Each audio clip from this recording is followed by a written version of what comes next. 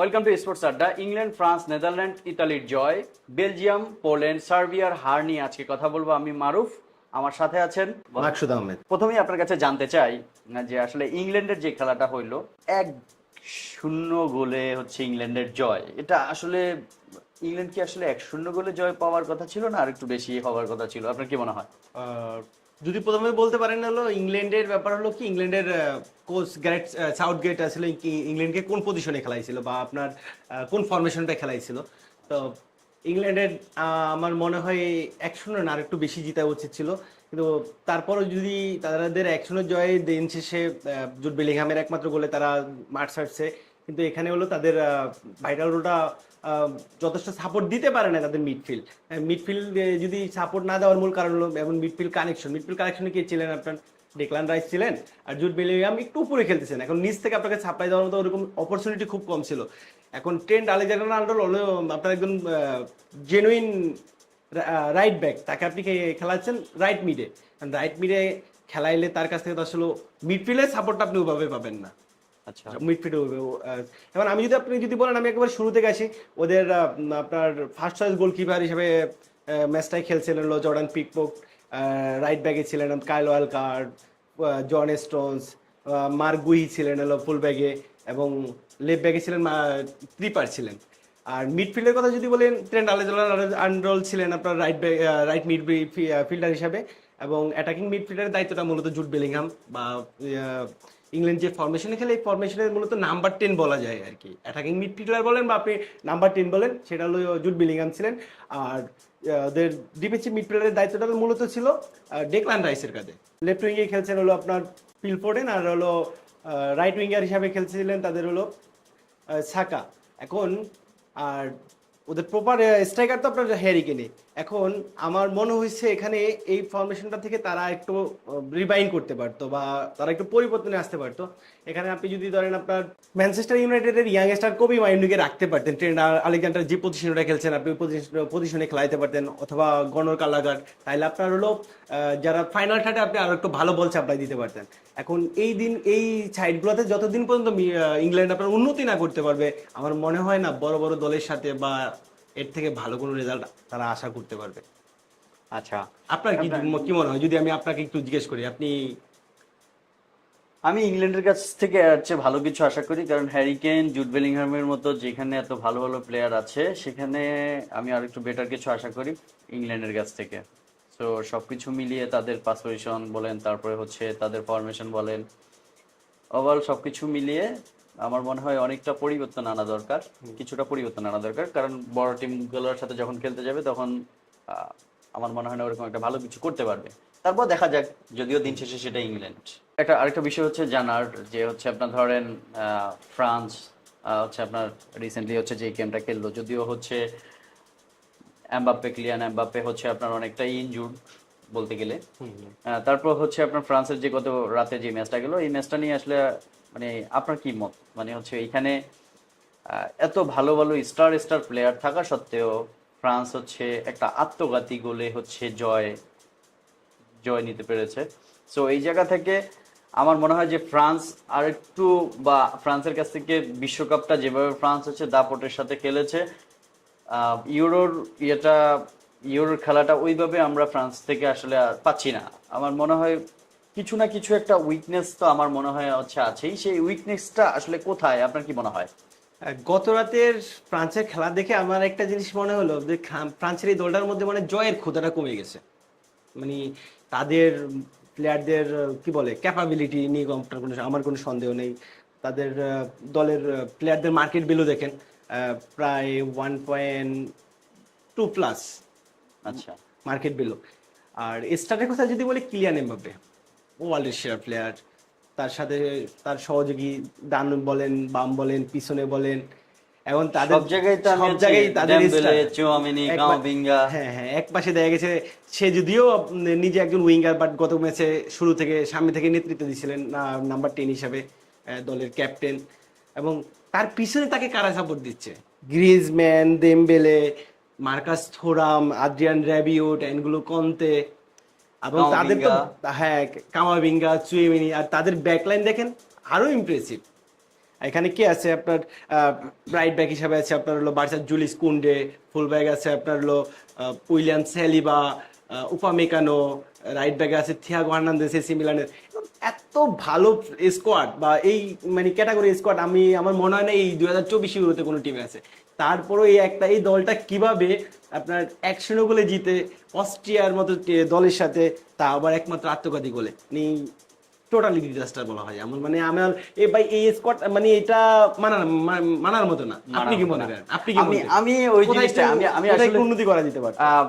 ওই জায়গাটাতে হচ্ছে যেহেতু কিলিয়ান এমবাপ্পে হচ্ছে আপনার কিছুটা ইনজুর্ড ফিল করছিল, আমার মনে হয় না কিলিয়ান এমবাপ্পে হচ্ছে না খেলাইলেও হচ্ছে অনেকটা পারতো, কারণ ফ্রান্সের কাছে যথেষ্ট পরিমাণে প্লেয়ার আছে, ছিল। হ্যাঁ, আপনার হচ্ছে শুধু যে এমবাপ্পের উপরে ডিপেন্ডেবল টিমটা একদমই ব্যাপারটা সেরকম না।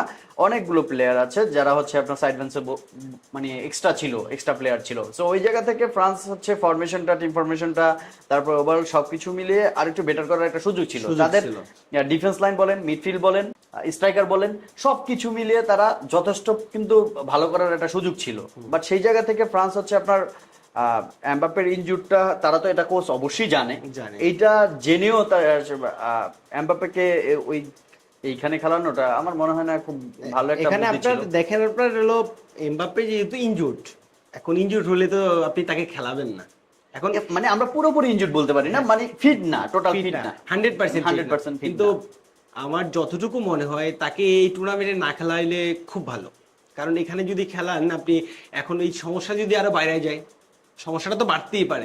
এখন আপনি যদি সমস্যাটা যদি আপনার সিএল ইনজুরিতে চলে যায়, তাহলে কিন্তু বেচারা 1 বছরের জন্য টুর্নামেন্টের বাইরে চলে যাবে। তার কিন্তু সার্জারির দরকার আছে। আপনি জানেন যে ব্যথা নিয়ে খেলতেছে, তার সার্জারিরও দরকার আছে। এখন কথা হলো ব্যথার ইনজেকশন হিসেবে কতদিন খেলবে, কতদিন এত বড় একটা টুর্নামেন্টে সে কতদিন সার্ভাইভ করবে?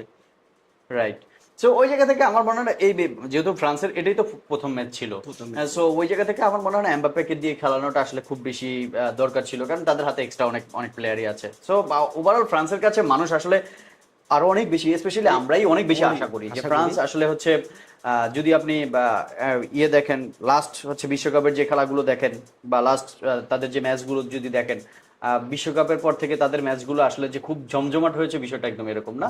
আপনার হচ্ছে অনেকটাই হচ্ছে কেমন যেন একটু ছিড়ানো ছোটানো, একটু ডিফারেন্ট ক্যাটাগরি ইয়েতে চলে গেছে। বাট বিশ্বকাপে যে জিনিসটা তারা দেখাইছে আপনার হচ্ছে আর্জেন্টিনার সাথে, তারপরে হচ্ছে আপনার ফ্রান্স আর্জেন্টিনা বা অন্যান্য দলগুলোর সাথে, তারা কিন্তু অত্যন্ত চমৎকার হচ্ছে খেললে, তারপরে হচ্ছে কিন্তু বিশ্বকাপের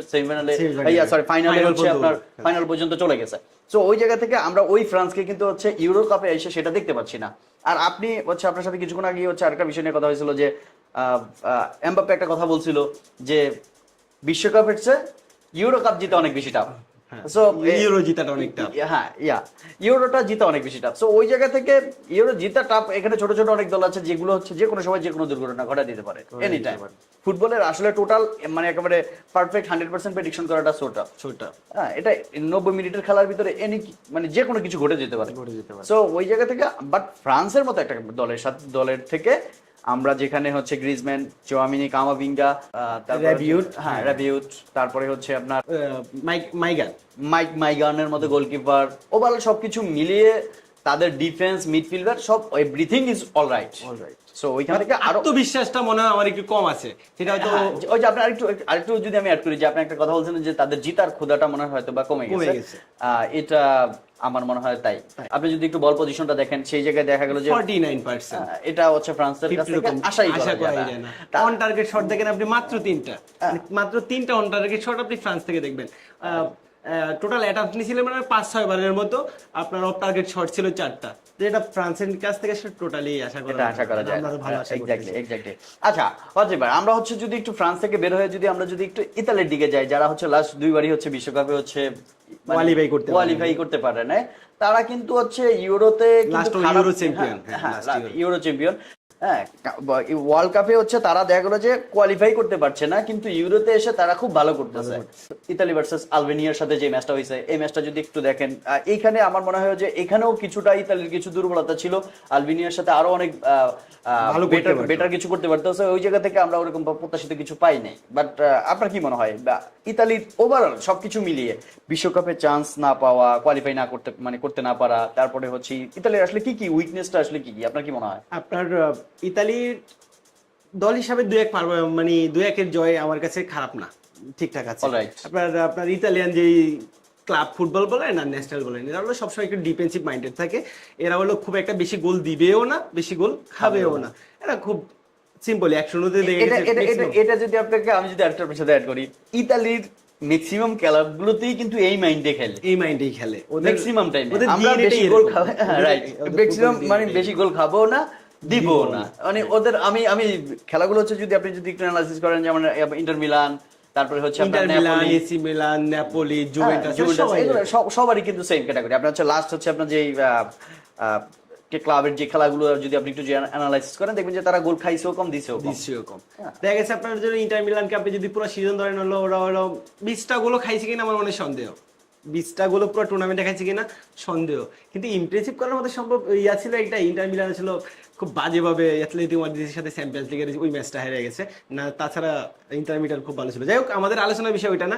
এখন ইন্টার মিলানের মূল ফোকাসটা হলো কি, আপনি দেখেন আমরা ইন্টার মিলান সরি ইতালি, আমরা ইতালিকে আমরা ওইভাবে ফোকাস করি না যে ওরা ইউরো জিতবে, কিন্তু দেখেন লাস্ট বারও তাদেরকে আমরা এইভাবে ফোকাস করি না, কিন্তু তারা ইউরো জিতে গেছে। এখন আপনি ধরেন এই যে ইউরোতে তারা জিতলো, তাদের হলো দিন মানে ডে বাই ডে তাদের হলো মিডফিল্ড ডিফেন্স তাদেরকে গোল দিয়ে বড় টুর্নামেন্টের উপরে উঠাই দিচ্ছে, তাদের সেই দিকে দেখেছে ফরওয়ার্ড লাইন ভালো করতেছে। এখন আমার কথা হলো, পয়েন্ট হলো এটা, ইতালির যে স্ট্রাইকার যারা আছেন, যাদের কাজ হলো মূলত গোল করা, তারা কি করতেছেন ভাই? তাদের কাছ থেকে আপনি সাপোর্ট না পারলে তো বড় টুর্নামেন্টে সার্ভাইভ করতে পারবেন না। আপনি দেখেন ম্যাচ জিতায় কিন্তু স্ট্রাইকাররা, আপনাকে টুর্নামেন্ট জিতাবে ডিফেন্ডাররা। এখন ডিফেন্ডাররা কি আপনাকে পুরো টুর্নামেন্ট জিতে দিবে? না, এটা সম্ভব না। তাহলে ডে বাই ডে আপনাকে ডেভেলপ করতে হবে। লাস্ট ম্যাচে আপনার আলবেনিয়ার সাথে 2টা গোল হয়েছে, 2টা গোল আসছে কথা, একটা ডিফেন্স থেকে আসছে, একটা মিডফিল্ড থেকে আসছে। তাহলে স্ট্রাইকার আপনার খেলার কোনো মানে আছে? তাহলে আপনি ডিফেন্স আর স্ট্রাইকার মিডফিল্ড দিয়ে খেলান, কেন আপনার স্ট্রাইকার দরকার? এই জায়গা থেকে আপনার মনে হয় যে স্ট্রাইকারের ভিতরে, স্ট্রাইকারের মধ্যে প্রচুর লেভেলের দুর্বলতা আছে, এটা নিয়ে যথেষ্ট কাজ করতে হবে ইতালিকে, এটা নিয়ে কাজ করতে হবে। এক্স্যাক্টলি তাই। আমরা হচ্ছে ইতালির পরবর্তী ম্যাচটা হচ্ছে আমরা আসলে দেখি। আর আপনার হচ্ছে ইতালির বল পজিশন কিন্তু একেবারে বল পজিশন খারাপ থাকে না, বেশিও থাকে না, 50-50 পাই। এখন আমি আপনাকে যদি ইতালি থেকে একটু নেদারল্যান্ডে মুভ করতে চাই, নেদারল্যান্ড পোল্যান্ডের একটা ভালো ম্যাচ ছিল, মানে ভালো ম্যাচ বলতে কি আপনার নেদারল্যান্ডের বাগে বাগে লড়াই, এরকম কিছু বাগে বাগে লড়াই না, মানে এক সাইডে অ্যাটাক করে গেছে নেদারল্যান্ড, কিন্তু গোলটা খেয়েছিল আগে নেদারল্যান্ড, সেই গোলটা 2-1 বলে আবার নেদারল্যান্ড ব্যাক করলো। এখন আপনার কি মনে হয় নেদারল্যান্ড এই দলটা নিয়ে কি মনে হয়, কতটুকু আগাইতে পারে নেদারল্যান্ড? আপনার হচ্ছে যথেষ্ট ওয়ার্ল্ডের ভিতরে এখন বর্তমানে হচ্ছে আপনার যদি টপ 10টা দল ধরা হয়, তার মধ্যে হচ্ছে নেদারল্যান্ড আমার মনে হয় হচ্ছে চলে আসবে। সো ওই জায়গা থেকে নেদারল্যান্ডের হচ্ছে আপনার যদি দেখেন যে ভান্ডি, কোরিগাকপো, তারপর হচ্ছে আপনার ডিপে, অনেক ভালো, হ্যাঁ, আরো অনেকগুলো প্লেয়ার আছে যারা কিন্তু আপনার হচ্ছে যে কোনো সময় খেলার টার্নিং মোমেন্টটা হচ্ছে ঘুরে দিতে পারে এনি টাইম। সো সেই জায়গা থেকে নেদারল্যান্ড হচ্ছে আপনার পোল্যান্ডকে যথেষ্ট পরিমাণে হচ্ছে আপনার অ্যাটাক দেওয়ার চেষ্টা করেছে, বাট সেরকম একটা আশানুরূপ রেজাল্ট তারা হচ্ছে আনতে পারে না, এটা বলবো না, বাট চেষ্টাটা ভালো ছিল, সবকিছু মিলিয়ে ভালো ছিল। আর আপনার অপোজিট সাইডে আপনি যদি দেখেন পোল্যান্ডের হচ্ছে আপনার দল আপনার হচ্ছে লেভানডস্কি। এখানে একটা জিনিস অ্যাড করি, তাদের কোচ পুরো ম্যাচের জন্য কিন্তু লেভানডস্কিকে মাঠে নামায় নেই, পুরো ম্যাচের জন্য। এই জিনিসটা খুব অবাক লাগছে। একটা দল বল পজিশনও পিছিয়ে আছে, প্রচুর অ্যাটাক খাচ্ছে পোল্যান্ড, তারপরও কিন্তু রবার্ট লেভানডস্কিকে মাঠে নামানোর প্রয়োজন বোধ মনে করেন। আরেকটু যদি আপনি একটু অ্যাড করেন, নেদারল্যান্ড কিন্তু হচ্ছে আপনার এই পোল্যান্ডের সাথে কিন্তু টোটাল হচ্ছে 5 বার কিন্তু হচ্ছে খেলা হয়েছে head to head, right, head to head যদি আপনি ধরেন 4 বারই কিন্তু হচ্ছে আপনার নেদারল্যান্ড কিন্তু জয় পেয়েছে, একবার পোল্যান্ডের সাথে ড্র করেছে, পোল্যান্ড কিন্তু একবারও জিততে পারে না। আর আপনি আরেকটা যে জিনিসটা বললেন, নেদারল্যান্ড এবং পোল্যান্ড, নেদারল্যান্ড কিন্তু অ্যাটাক দিয়ে যাচ্ছে, বাট আলটিমেটলি গোলটা কিন্তু নেদারল্যান্ড আগে গেছে। হ্যাঁ, এটা কিন্তু খুবই 16 মিনিটের মাথায়, মাত্র 16 মিনিটের মাথায়। রাইট। সো ওই জায়গা থেকে পোল্যান্ডকেও আমরা ওইভাবে ফালাই দিতে পারি না। সো যাই হোক, নেদারল্যান্ড পোল্যান্ডের ম্যাচ আমরা ইনশাল্লাহ সামনে আরো পোল্যান্ড আরো ভালো করবে এটাই প্রত্যাশা রাখি। আমরা যদি আরেকটু সামনের দিকে মুভ অন হই, বেলজিয়াম ভার্সেস স্লোভাকিয়া, যেটা বেলজিয়ামের হার ছিল, এটা লুকাকুর মতো প্লেয়ার আছে এখানে। কেভিন ডি ব্রুইনা আছে, সেখানে আছে হলো আপনার রোমেলু লুকাকো। এখন মূল্য ফোকাসে এই তিনটা প্লেয়ারকে আমরা একটু সব থেকে বেশি চিনি। বেলজিয়ামের এই তিনটা আরো যথেষ্ট স্টার প্লেয়ার আছেন। রাইট। এই দলটা প্রচুর পরিমাণ অ্যাটাক করছিল গতকালকের ম্যাচে, প্রচুর অ্যাটাক করছিল, খুব বেশি অ্যাটাক হজমও করে নাই এবং বল পজিশনও ভালো ছিল। এবং সবচেয়ে মজার বিষয় কি, লুকাকুর দুইটা গোল, একটা অফসাইড আর একটা ফাউলের জন্য বঞ্চিত ছিল। দুইটা গোল কিন্তু অবশ্যই দিয়েছিল লুকাকু। এখন এই প্লেয়ারটা টোটালি আনলাক, দুইটা গোল দিবেন আপনি, দুইটা গোলই যদি আপনার বাদ যায় কোনো কারণে, তাহলে একটু ব্যাপারটা অন্য লেভেলের। তাও প্রায় 2-3 বার আপনার সে কি বলে ওই যে ওই পেনাল্টির জন্য আবেদন করেছিল, সেটাও আপনার ডিসঅ্যালাউড ছিল। তবে এই হারটা আমার মনে হয় খুব ভোগাবে, বেলজিয়ামের মতো দলকে খুব ভোগাবে। স্লোভাকিয়ার সাথে এই দলটা তাদের কাম্যই ছিল। এখন আপনি কি মনে করেন? Right, exactly. স্লোভাকিয়ার সাথে এই জয়টা আসলে বেলজিয়াম হচ্ছে ডিজার্ভ করতো আর কি, ডিজার্ভ করতো, বাট সো এটা হচ্ছে একদম টোটালি আনএক্সপেক্টেড। ভাগ্যের উপরে আসলে অনেক কিছু হচ্ছে ছেড়ে দেওয়া যায়। যাই হোক, আমরা হচ্ছে না সবসময় ছেড়ে দিতে নাই, ঠিক আছে, কিন্তু তারপর হচ্ছে ছেড়ে দেওয়া যায়। সামনে হচ্ছে পর্তুগাল এবং চেকিয়ার হচ্ছে ম্যাচ। আপনার কি মনে হয় স্কোর কেমন হইতে পারে? তো হাই স্কোরিং ম্যাচ হবে। আমি পর্তুগালের ডিরেক্ট উইন দিয়ে দিলাম। অবশ্যই আমি আমি আমি পর্তুগালকে হচ্ছে ডিরেক্ট উইন দিয়ে দিলাম। 4-0 5-0 গোলে জিতে যাবে এই ম্যাচটা। 4-0 বা 5-0। জার্মানি হাঙ্গেরি ম্যাচ আছে, সেটা নিয়ে কি বলবেন? না, একটা গোল খাইতে পারে, একটা গোল খাইতে পারে। হাঙ্গেরির সাথে একটা গোল খাবে? না না, পর্তুগালের সাথে তো খাবে না। যাই হোক, দেখা যাক। আমি হচ্ছে আপনার পর্তুগাল ডিফেন্স লাইন, পর্তুগালের যে ডিফেন্স লাইন, আমি এটা নিয়ে কথা বলবো না, আপনাকে আপকামিং শোতে বলবো, আপনি দেখেন আমার খাতাটা। একটা গোলও খাবে না, আমি উইনের ভিতরে, ডিরেক্ট পর্তুগাল উইনের ভিতরে। তারপর আমাদের সাথে অপশন আছে জার্মানি হাঙ্গেরি। এই ম্যাচটাও মোটামুটি হবে, দুই দলের হাড্ডাহাড্ডি ম্যাচ হতে হবে। তো দিন শেষে জয়টা কার হবে কি মনে করেন? জয়টা এখানে হচ্ছে আপনার জার্মানি ভার্সেস হাঙ্গেরি। জার্মানি। কত গোল কটা হতে পারে? 2-1। আমি 3-1। 3-1। আমি 3-1। Okay, let's see. আর ক্রোয়েশিয়া আলবেনিয়া? ক্রোয়েশিয়া নিয়ে আসলে হচ্ছে কিছু বলার নাই। ক্রোয়েশিয়া নিয়ে আমি আসলে কোনো ধরনের কোনো প্রেডিকশন করতে চাচ্ছি না, তবে ক্রোয়েশিয়া উইন হবে, এটা শিওর। 2-0। 2-0 কি? ক্রোয়েশিয়া 2-0। আলবেনিয়া। ডেনমার্ক আর আপনার ইংল্যান্ড উইন। গোল আমি হচ্ছে এটা এক্স্যাক্টলি বলতে পারছি না কেমন হবে। Denmark England 2-1 Denmark. Okay, so দেখা যাক আসলে কি হয়। স্পেন ইতালির একটা থ্রিলার ম্যাচ আছে, সেটা নিয়ে কি বলবেন? স্পেন ভার্সেস ইতালি, একদম all over attack, all over defence, কোথায় যাবে এটা? আসলে আপনার হচ্ছে সবকিছু মিলিয়ে যদি আপনার স্পেনের রোজি কিন্তু ভালো ফর্মে আছে, আপনার ম্যান সিটির। সো আপনার সবকিছু মিলিয়ে যদি আপনি একটু ক্রোয়েশিয়ার সাথে হচ্ছে স্পেনের ক্রোয়েশিয়ার সাথে ম্যাচটা যদি আপনি একটু দেখেন, যে 3-0 গোলে হচ্ছে যে জয়টা হয়েছে, ওভারঅল সবকিছু মিলিয়ে স্পেনকে আপনি ফালা দিতে পারবেন না। সবকিছু মিলে একটা লড়াই হবে, বাগে বাগে লড়াই হবে। আপনি প্রেডিকশনটা কেমন দিচ্ছেন? প্রেডিকশন আমি হচ্ছে ড্র ধরতে পারি এটাকে। না, আমি ড্র নিব না, আমি নিব হলো স্পেন 2-1।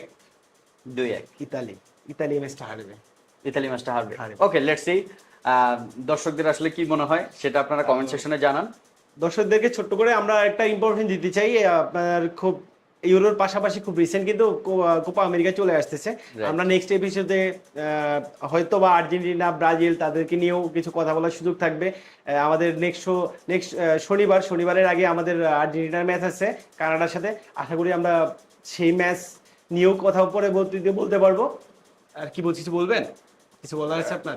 আমার আসলে হচ্ছে বলার ওরকম কিছুই নাই, তবে শনিবারে হচ্ছে আর্জেন্টিনা ভার্সেস কানাডার একটা খেলা আছে। হ্যাঁ, ওই ম্যাচের আমরা কোনো প্রেডিকশন দিচ্ছি না, আমরা ওই ম্যাচটা দেখে আপনাদের সামনে আসবো, কথা বলবো। আশা করি তারা ততক্ষণে আপনারাও আমাদেরকে কিছু ইনফরমেশন দিয়ে দিবেন, আমাদের কোন কোন জিনিসটা মিস ছিল এই শোতে, কোন কোন জিনিসটাকে অ্যাড করার দরকার ছিল, এবং কোনটা নিয়ে আমরা বেশি কথা বলতে পারি। আমরা আশা করি আপনারা আমাদেরকে কমেন্ট করে জানাবেন। আর সত্যিই সেটাই, আপনারা হচ্ছে কমেন্ট সেকশনে আমাদেরকে জানান আর কেমন হচ্ছে, আর আমাদের যদি কোনো কিছু ইমপ্রুভমেন্টের প্রয়োজন হয় আপনারা সেটাও আমাদেরকে কমেন্ট সেকশনে একটু জানান, আমাদের জন্য অনেক বেটার হবে, মানে ভালো হবে। ভালো হবে। তো ভালো থাকবেন সবাই, সুস্থ থাকবেন, আল্লাহ হাফেজ।